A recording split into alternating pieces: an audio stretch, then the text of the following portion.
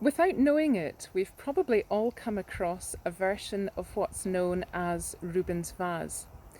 Edgar Rubin was a Danish psychologist who was born in the late 1800s, and he's best remembered for his work on the area of visual perception in human beings. Rubens' vase has now been around for over 100 years, and it's often represented as a picture or shape of a pale coloured vase or chalice or cup set on a dark background. When you focus on the background to the picture, the contours of the vase create the impression of the side profile of two people looking inwards at each other. And when you focus on the vase in the centre of the picture, it's simply the vase that stands out in sharp relief. Perception is a fascinating phenomenon. And in the case of Rubens' vase, where you direct your attention and gaze will determine what you see the most clearly. Do you choose to see the vase, or do you choose to see the faces? It's the same sort of question that we might ask ourselves of our celebration of communion. When you come to communion, what do you choose to see? Do you see the chalice, the cup, or do you see the faces? Do we choose ritual, or do we choose encounter? I think sometimes that ritual gets a bit of a bad press. It's easy to perceive ritual as an empty, pointless, or even negative thing, and understandably so if it feels as if the original meaning and purpose of something has somehow got lost in the mists of time.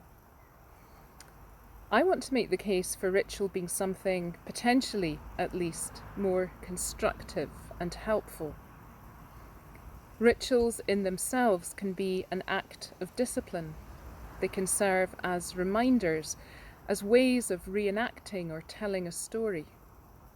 They can be the means by which we can engage again with the narratives and the things in life that are important to us. Ritual can bring added power and dimension to what we know and what we're familiar with. Rituals can root us in our identity or tradition, and they can serve to bring us closer to a truth or a reality. Ritual can have beauty.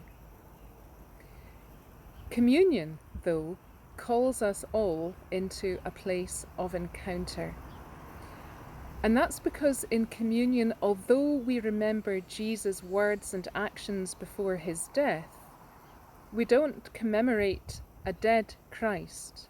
We encounter and celebrate a living Saviour. Through faith, we encounter the living presence of Jesus Christ, whose strength, forgiveness, grace and love are made available to each and every one of us. And his words are spoken to each and every one of us this morning. Here I am, I stand at the door and knock. If anyone hears my words and opens the door, I will come in and eat with that person and they with me. Those are the words that speak of encounter, a spiritual encounter with a risen and living Christ. Faith is the link between ritual and encounter. Faith is what gives depth to our words and transforms our rituals and custom and practice into actions and gestures that have the capacity to touch our souls. Communion, is it a ritual or an encounter? But is it really a case of either or? Is it not more a case of both and? Ritual needs encounter.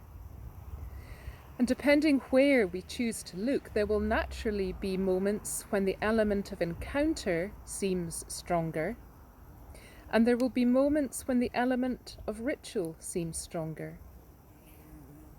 In Rubens' picture, attention on the background brings the outline of the faces into the forefront of our awareness. Similarly, against a background of faith, it will always be easier to recognize the faces in the encounter, the faces, if you like, not just of one another, but the face of Christ.